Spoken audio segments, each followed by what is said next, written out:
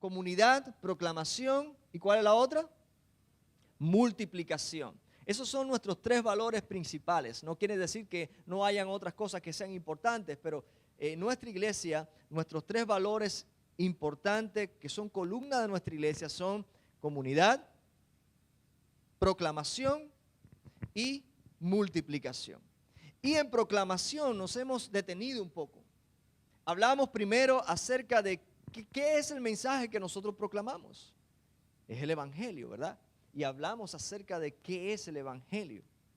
Hablamos además de quiénes están llamados a proclamar ese mensaje. Muchas veces se cree que es el pastor el único que proclama el mensaje del evangelio, porque fue al seminario, porque estudió un poquito más. No. El mensaje del evangelio es tan sencillo que un niño puede predicarlo, puede enseñarlo. Todo lo que usted necesita para predicar el evangelio es haber sido transformado por el poder del evangelio. Ser hijo de Dios, haber experimentado la gracia de Dios en su vida para entonces hablar de esa gracia a personas que le rodean. Hablamos acerca de cómo vivir el evangelio, porque muchas personas teóricamente saben qué es el evangelio, conocen el mensaje del evangelio, sí, que Dios nos creó, que el hombre pecó y que fuimos destituidos de la gracia de Dios y que estábamos en perdición y Dios en su misericordia envió a su Hijo, murió en la cruz en nuestro lugar para salvarnos y darnos vida eterna. En todo aquel que cree en el Hijo tiene la vida.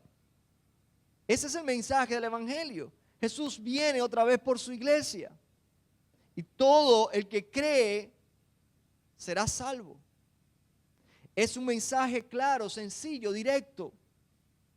Pero ese mensaje tiene que afectar nuestra manera de vivir. Tiene que impactar nuestras decisiones. Ese mensaje tiene que impactar nuestras prioridades. Debe impactar nuestra manera de administrar nuestros bienes. Debe impactar nuestro matrimonio, debe impactar cómo nosotros nos relacionamos con nuestra comunidad, debe impactar cómo yo trabajo en mi trabajo, debe impactar mi escuela, debe impactar cada esfera de la sociedad, cada lugar donde yo me muevo. El evangelio no es un mensaje que se predica solamente, es un mensaje que se vive. Se vive. Y Juan Carlos dijo algo hace 2 jueves atrás, poderosísimo. Yo se lo dije, Juan Carlos no te lo reveló ni sangre ni carne, te lo reveló el Espíritu Santo.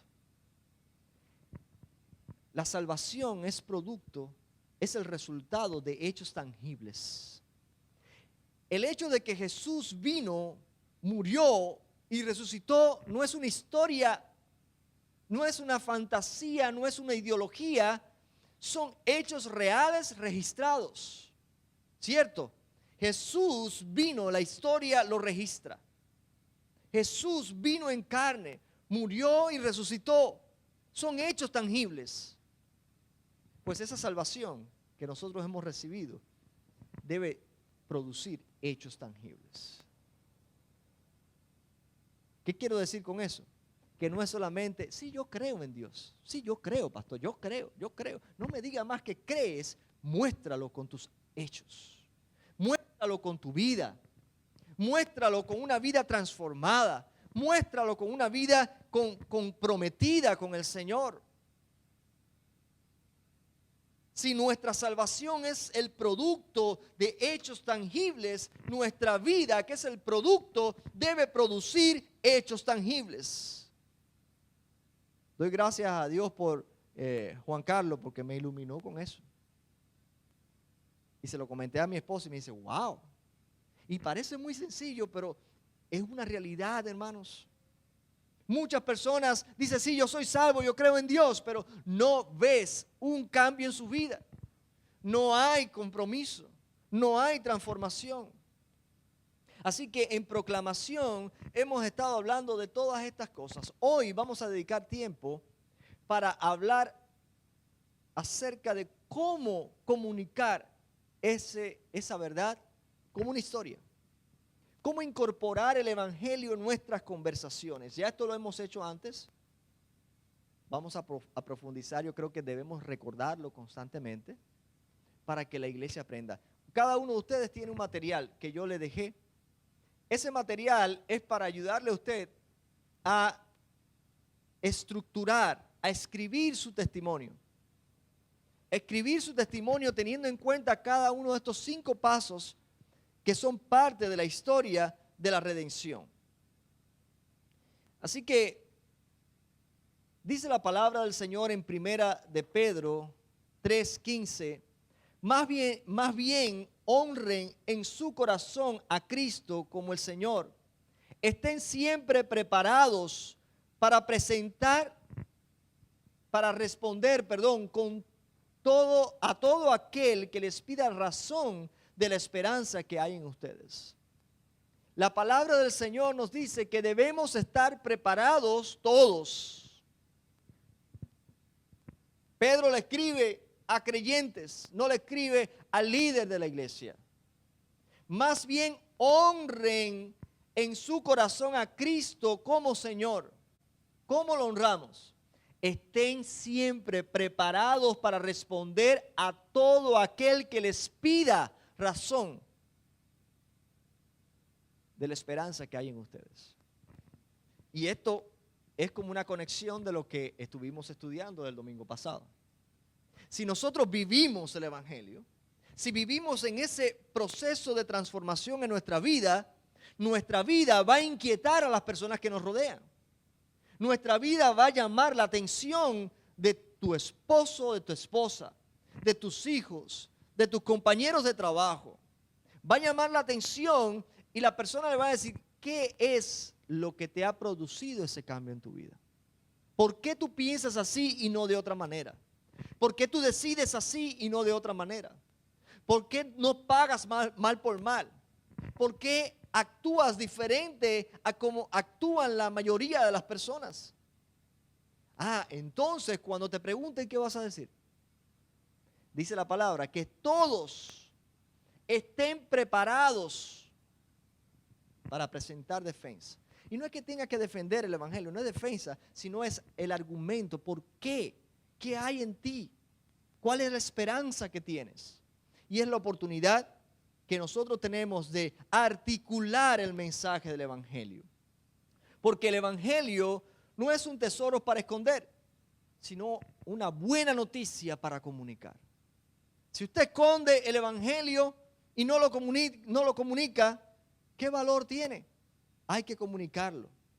Y aquí es donde muchos cristianos sienten temor, sienten inseguridad o simplemente no saben cómo hacerlo. Yo no sé, pastor, yo no sé compartir mi fe. Hermanos, simplemente, dice la Biblia que tenemos que ser testigos. Simplemente hable, testifique de lo que Cristo ha hecho en tu vida. Algunos piensan que compartir el Evangelio es solamente para pastores o evangelistas. Otros temen hablar para no equivocarse, por miedo a decir algo mal. El Señor le dijo a sus discípulos que cuando ellos fueran delante de las autoridades o delante de cualquier persona, que ni siquiera estuvieran preparándonos ni ensayando lo que iban a decir, porque en ese momento el Espíritu Santo le daría palabra para que hablaran. Simplemente lo que Dios quiere de ti es tu disposición, tu pasión, porque otros que te rodean conozcan el mensaje que te transformó a ti, que te salvó a ti. Eso es todo lo que necesitas. Así que otros piensan, no, yo no tengo palabras, pastor, yo soy una persona de pocas palabras. Tú serás una persona de pocas palabras, pero cuando lees la Biblia tiene muchas palabras. ¿Qué nos falta? Leer la palabra de Dios. Así que por eso hoy vamos a adentrarnos un poquito en esta práctica de articular el Evangelio. Vamos a aprender juntos un modelo hermoso, sencillo, práctico, fácil, de 3 círculos que ya lo hemos visto anteriormente y lo he un poquito que mejorado o ampliado con 5 pasos que nosotros podemos tener en cuenta a la hora de exponerlo. Creación, fuimos creados por Dios a su imagen y semejanza. Quebrantamiento, pecamos y el pecado nos quebrantó. Redención, la muerte de Cristo trajo redención, renuevo y restauración. Así que vamos a ir a través de estos 5 pasos hoy. Creación, quebrantamiento, redención, renuevo y restauración. Esto nos va a llevar, nos va a ayudar en una estructura que podemos nosotros incluirlo en nuestras conversaciones con personas que conocemos.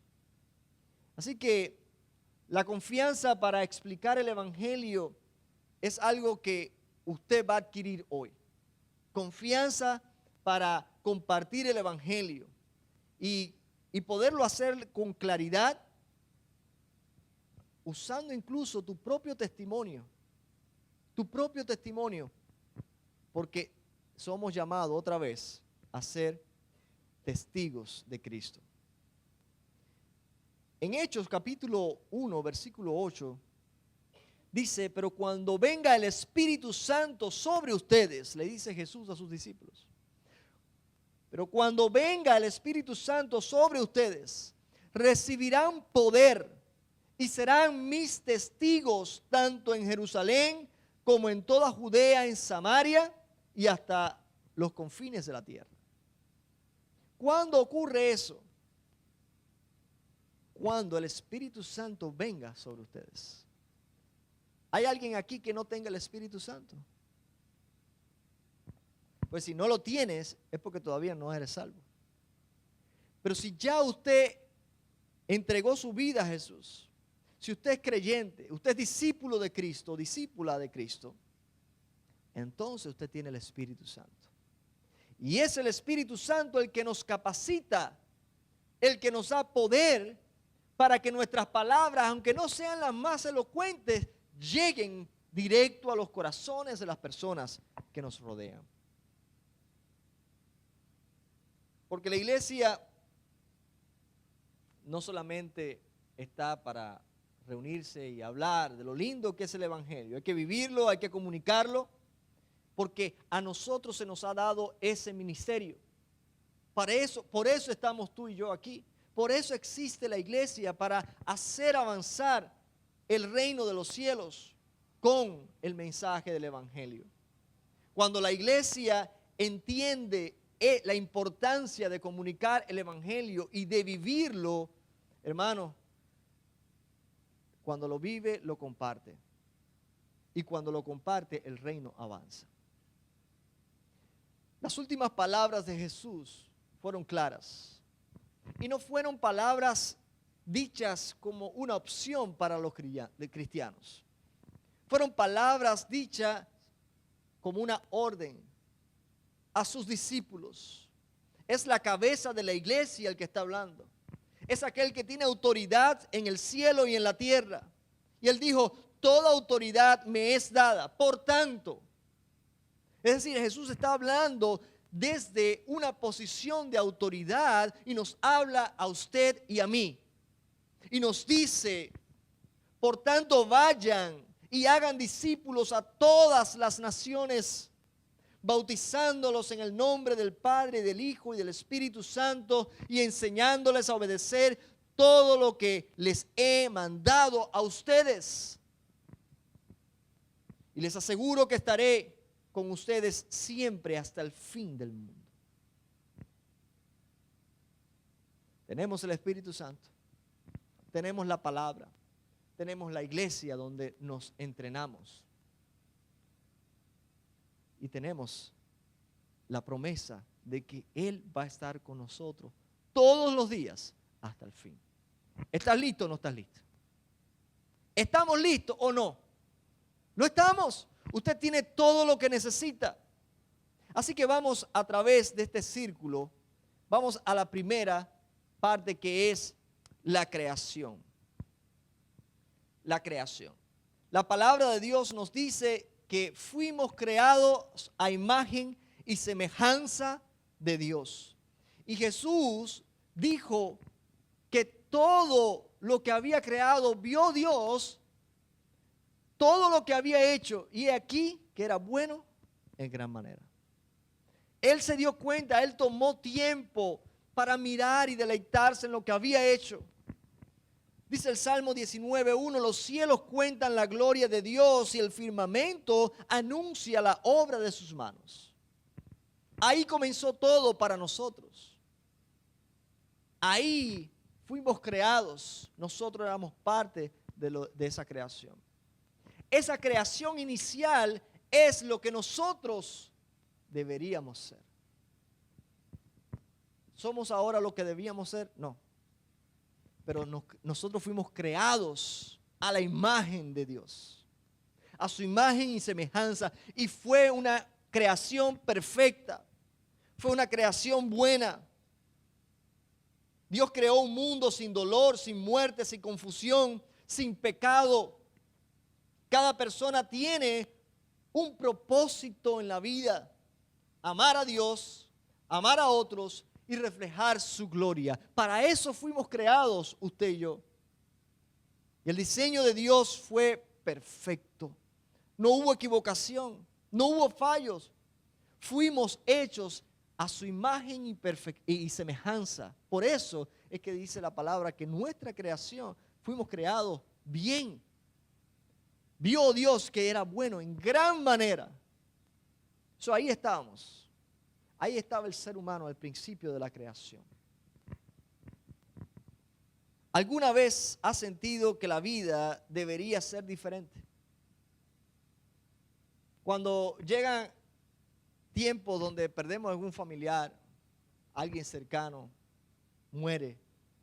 Yo que me invitan a los funerales y tengo que a veces oficiar un funeral, siempre reflexiono en eso. Todos los días se mueren personas. Todos nosotros sabemos que un día nos vamos a morir. Pero cuando llega la hora, es devastador. Nadie se acostumbra. ¿Sabe por qué? Porque eso no estaba aquí. Esa información no estaba aquí. En el principio no fuimos creados para morir, pero eso es algo extraño a nosotros.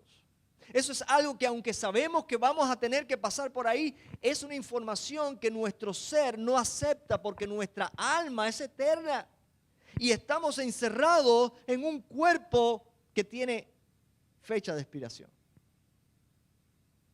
Ahí estábamos.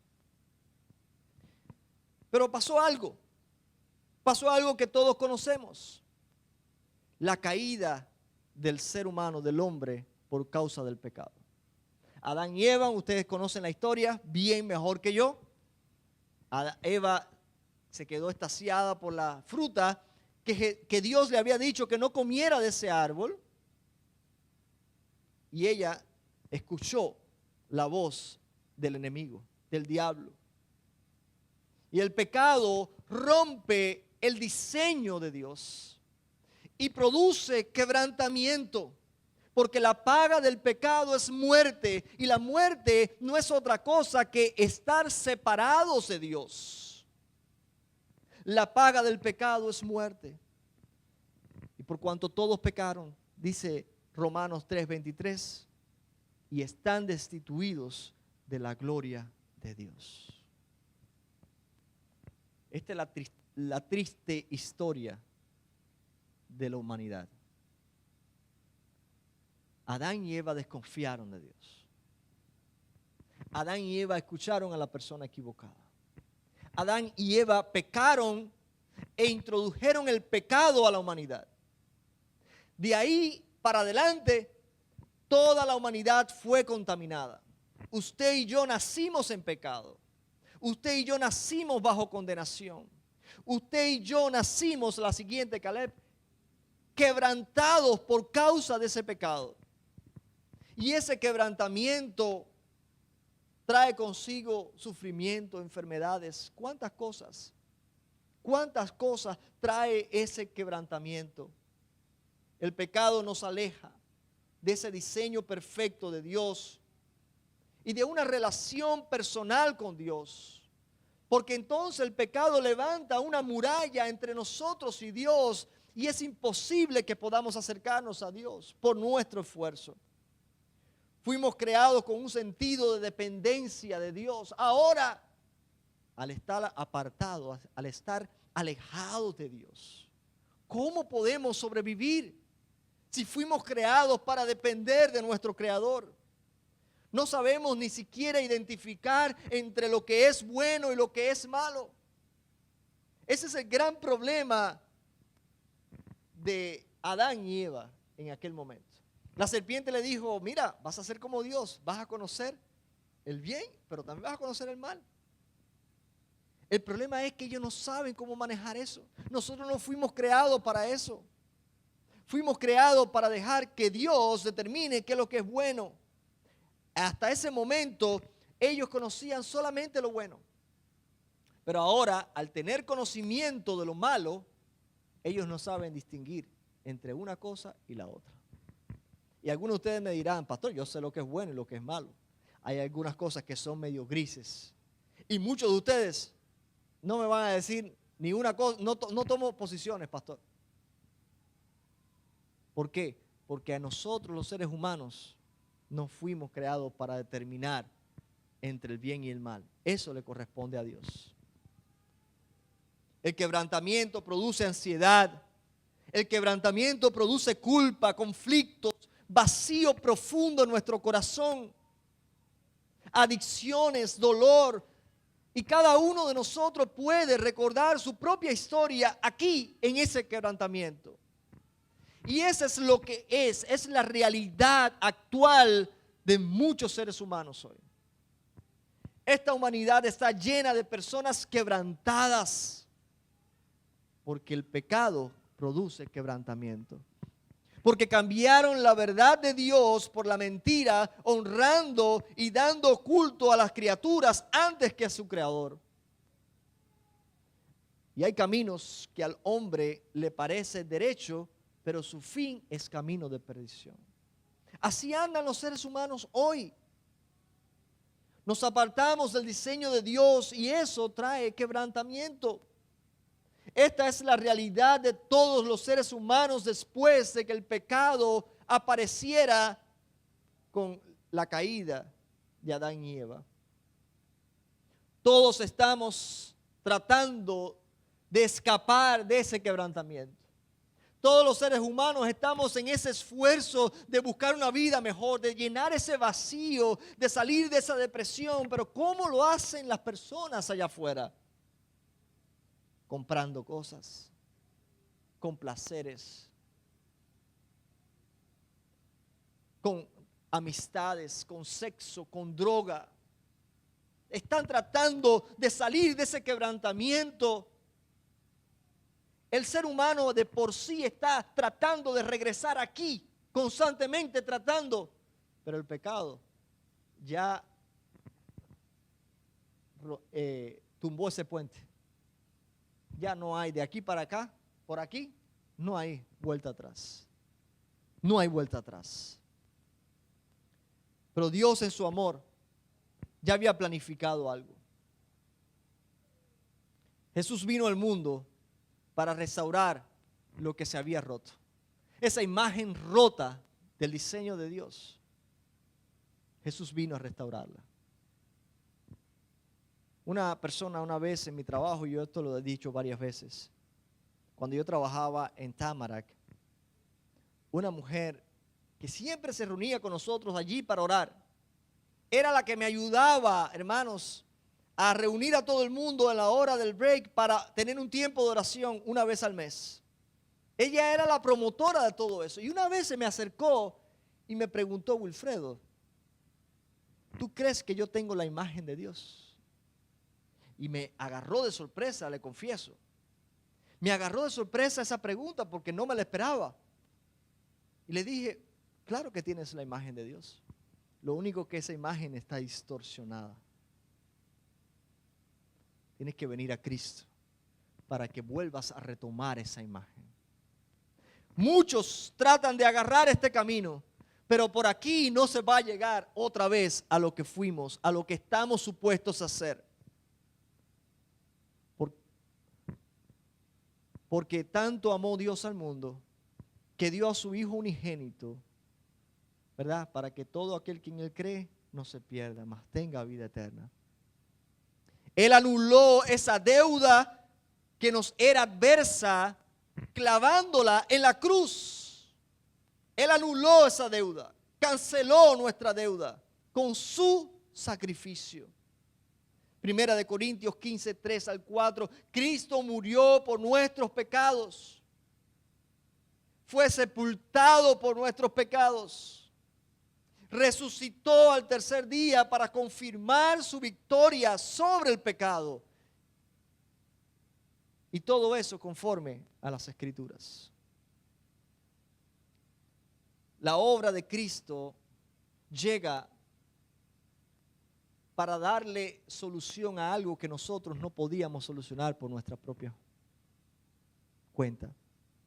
Nosotros no podemos comprar la salvación. Nosotros no podemos hacer obras para llegar aquí otra vez, restaurar nuestra vida a la posición que teníamos anteriormente. No hay nada que nosotros podamos hacer por nuestros medios para acercarnos a nuestro Creador. Dios envió a su Hijo porque Él es el único que puede hacerlo. Es como un esclavo que está con grilletes. Él no puede soltarse, tiene que venir alguien a liberarlo. Nosotros vivíamos esclavos del pecado y Cristo vino a ser nuestro Salvador. Con su sacrificio, Él murió en nuestro lugar. La historia de Abraham con su hijo Isaac cuando fue a ofrecerlo en sacrificio estaba apuntando a lo que Jesús hizo. Nosotros somos como Isaac. Estamos allí. Y el padre estaba a punto de sacrificar. ¿Por qué? Porque se lo merecía, porque era pecador. En nuestro caso sí, porque lo merecíamos. Porque pecamos y estamos destituidos de la gloria de Dios. Porque la paga del pecado es muerte. No mucho pecado, un pecado es suficiente. Esa es la sentencia, porque Dios es un Dios justo. Pero ¿qué pasó en la historia? Cuando el padre levanta su mano aparece un animal para ser sacrificado.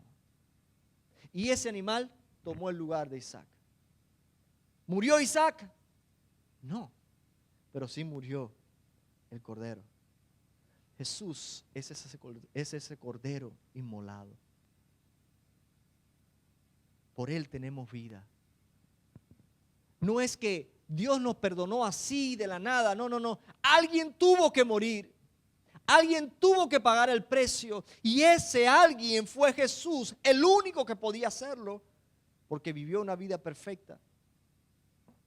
Porque todos los demás animales, todos los demás sacrificios, acuérdense que en el Antiguo Testamento el animal debía ser perfecto, sin mancha, sin enfermedad.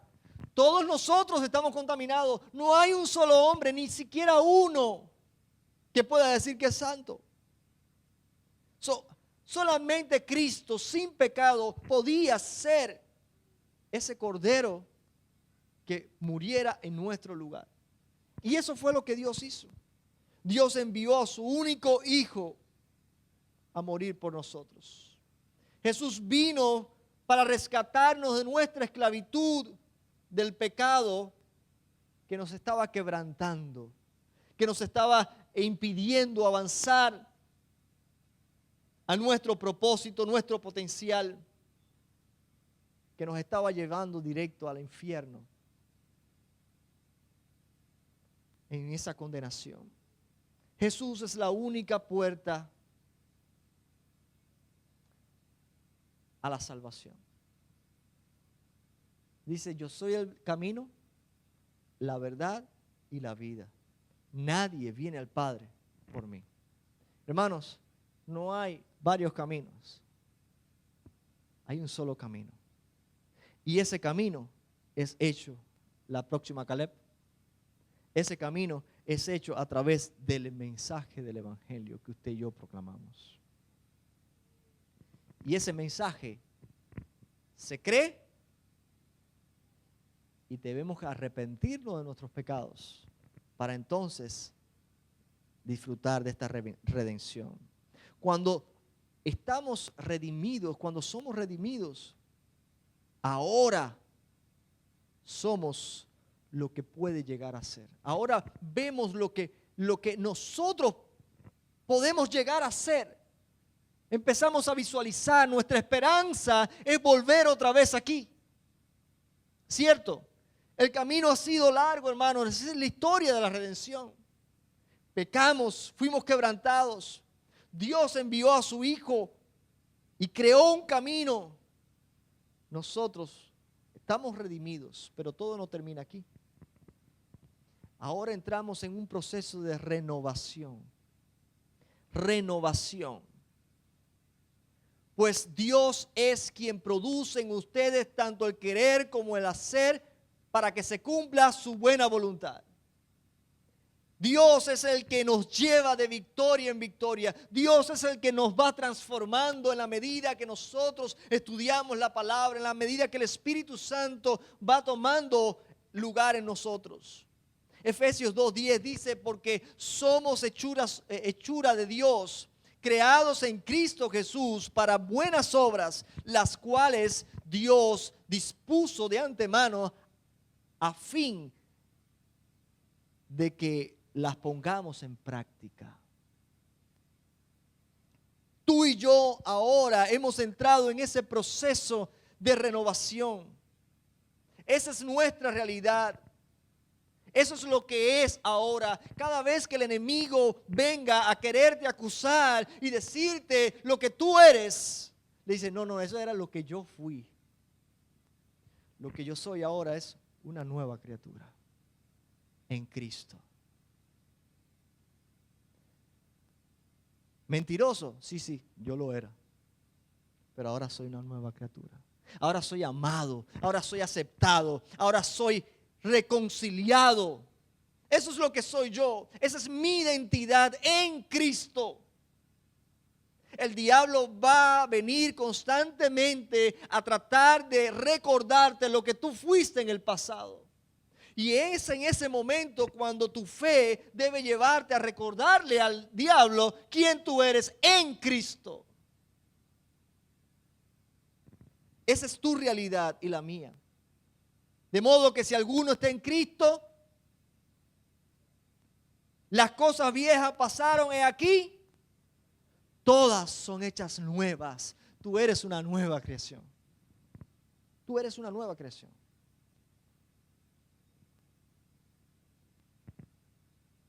El cambio es real. Y no es un cambio superficial, es un cambio de identidad. Antes éramos hijos de perdición, ahora somos hijos de Dios. Antes estábamos en tinieblas, ahora estamos en su luz admirable. Antes estábamos bajo condenación, ahora somos salvos en Cristo. Hay un cambio de identidad, hay un cambio de corazón. Él convirtió nuestro corazón de piedra en corazón de pan. Hay un cambio de amor. Hay un nuevo amor. La gente en el mundo, cuando no le va bien con una pareja, ¿qué hacen? Sustituyen un amor viejo por un nuevo amor. Bueno, nosotros más o menos hacemos algo así, pero no en nuestra vida amorosa, ¿verdad? Sino en nuestra vida espiritual. Porque como les dije el domingo pasado, la vida cristiana es todo acerca de amor. Lo que amábamos antes, que era el pecado, los placeres, vamos a cambiar ese amor. Y vamos a cambiarlo por un nuevo amor. ¿Quién es nuestro nuevo amor? Es Cristo Jesús. Él es nuestro nuevo amor. Cuando amamos a Cristo más que a nuestros ídolos, entonces no vamos a pecar, porque queremos honrar a Cristo. Cuando servimos a Cristo por amor, no lo vamos a hacer con mala gana, lo vamos a hacer con gozo. No importa cuánto sacrificio exija. Porque el amor es lo que debe motivarnos a nosotros. En ese proceso de renovación es el amor el motor impulsor de todo lo que hacemos. Es el amor el que nos lleva de victoria en victoria, cada día pareciéndonos más a Cristo. Leemos la Biblia porque amamos tanto a Dios que yo quiero conocerle más. Servimos a Dios porque Él ha hecho tanto por mí que ¿qué es esto? Esto no es nada comparado con lo que Él hizo. Él envió a su Hijo a morir por mí. Dar una ofrenda, ¿qué es eso comparado con lo que Cristo hizo? ¿Se dan cuenta? Se vive por fe y vivimos en un constante arrepentimiento. Eso es importante. Fe y arrepentimiento es algo que no queda aquí en el pasado. Es algo que nos sigue acompañando en todo este viaje. Y este viaje es el viaje a la restauración. Y la restauración es lo que será. Todavía no hemos llegado a esa restauración. Estamos en el proceso de renovación en Cristo. Jesús empieza a renovarnos desde adentro hacia afuera. Un problema que tenemos en la iglesia hoy es que estamos tratando de cambiar la apariencia y después empezamos. Eso no es un cambio real. El cambio real es de adentro hacia afuera. Porque cuando usted cambia la apariencia solamente, el corazón está, hermanos, alejado. Tenemos que cambiar nuestra motivación y dejar que esa motivación impacte todo lo que nosotros hacemos exteriormente. El Evangelio no solo salva, el Evangelio nos transforma. Por eso no es lo más importante cuántas personas estén en ese lugar, es cuántas personas son transformadas por el poder del Evangelio. Eso es lo más importante que debemos preguntarnos a nosotros. Luego, nosotros, mientras vamos en este viaje, nuestra mirada está, ¿a dónde? Aquí. Y eso lo cambia todo. Si tú eres una persona que piensa que ya todo lo que ibas a hacer está aquí, no tenemos esperanza, nos desmotivamos.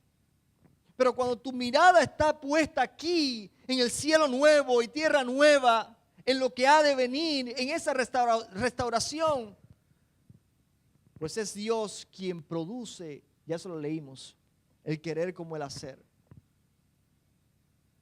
Primera de Pedro 5:10 dice, mas el Dios de toda gloria, que nos llamó a su gloria eterna en Cristo, después que hayáis padecido un poco de tiempo, Él mismo os perfeccione, afirme, fortalezca y establezca. Apocalipsis 21 del 4 al 5 dice que Él enjugará toda lágrima de los ojos de ellos. Y ya no habrá más muerte, no habrá más llanto, ni clamor, ni dolor. Porque las primeras cosas pasaron. Y el que estaba sentado en el trono dijo, he aquí, yo hago nueva todas las cosas. Esa es nuestra esperanza. Es por eso que aun cuando pases por el valle de sombra de muerte, tú sigues adelante con Cristo. Porque las circunstancias son cosas del momento, pero lo que viene es mejor. Jesús volverá por su iglesia. Todo será restaurado. Justicia. No la justicia ficticia que nosotros vemos ahora. Se habla mucho de justicia, pero de justicia, la justicia está muy lejos. Paz. Creación. Nuestros propios cuerpos serán restaurados, renovados. Ya no habrá más vejez, ya no habrá más dolor, ya no habrá más enfermedad. Eso es lo que esperamos, cielo nuevo, tierra nueva. Viviremos con Dios, hermanos, eternamente. Eternamente. La historia no termina con el quebrantamiento, hermanos. Y ese es el mensaje que nosotros debemos darle a la gente. Aquí es donde nosotros nos encontramos a nuestros compañeros de trabajo, la gente que vemos, que está a nuestro alrededor. Es aquí donde nos encontramos. Usted y yo estamos aquí.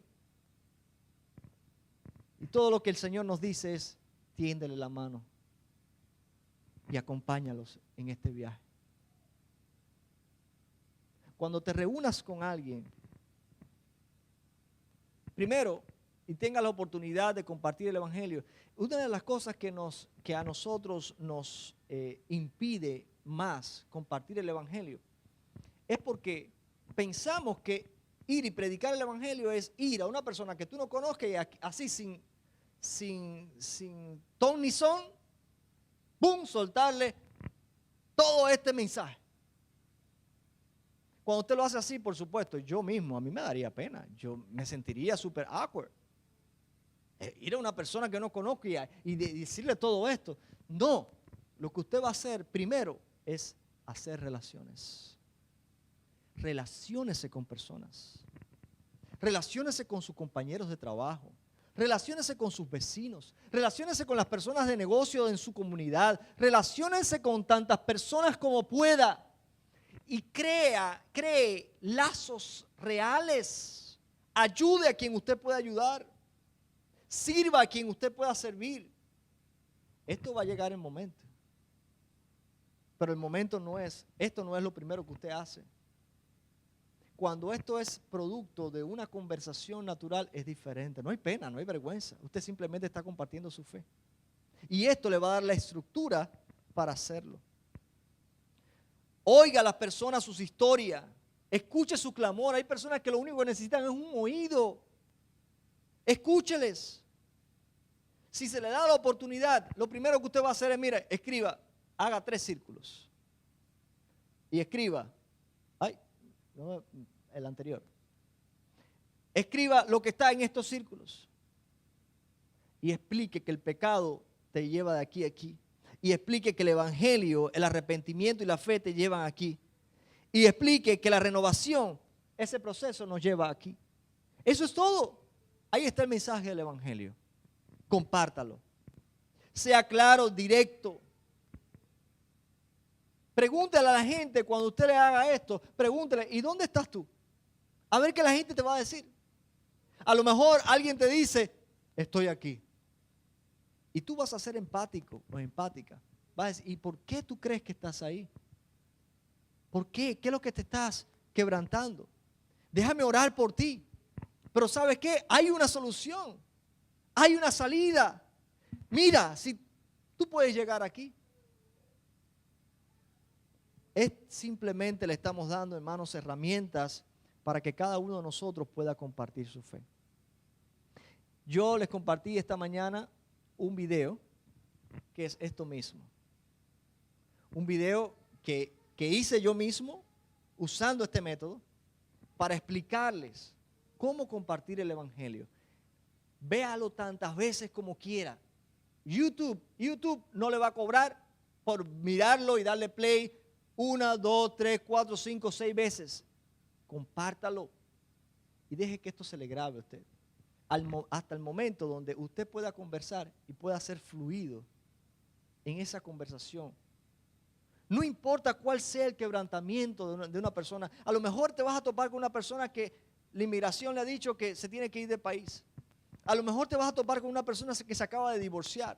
A lo mejor te topas con alguien que acaba de ser diagnosticado de cáncer. A lo mejor te topas con alguien, qué sé yo, cualquiera que sea el quebrantamiento, tú tienes la oportunidad de decirle que hay una solución, que hay un camino a esta restauración cuando no había cáncer, cuando no había inmigración, cuando no había nada de eso. Apasionate con comunicar esa verdad que transforma vidas. Si hay algo que la iglesia puede aportar a esta sociedad, es el mensaje del evangelio. Este mensaje sencillo que un niño puede comunicar es el mensaje que transforma vidas. La vida de aquellos que el Espíritu Santo ilumina para que crean. Así que, hermanos, quiero dejarlos hoy con esto. Nosotros somos la iglesia llamadas a comunicar el mensaje. Así que con esto hoy concluimos esta sección de la proclamación. ¿Qué es el evangelio? ya lo explicamos hoy. ¿Quiénes predican el evangelio? Todos nosotros. El evangelio se predica solamente, no se predica solamente, se vive primero y luego se predica. ¿Cómo lo hacemos? Ya le di un método. Usted usa el método que quiera. Pero puede usar esto, puede usar su testimonio, el material que le di, puede usarlo. Hermano, todos esos materiales son hechos por nosotros mismos. Aquí en esta iglesia, gracias a Dios, no se gasta ni un centavo comprando material de otro lugar de estudio. Porque la palabra del Señor, desde nuestra perspectiva, es suficiente. Así que usemos lo que tenemos y manos a la obra. Que, pastor, nos vamos a mover para otro edificio. Olvídese de eso. Olvídese de eso. Nosotros seguimos siendo iglesia.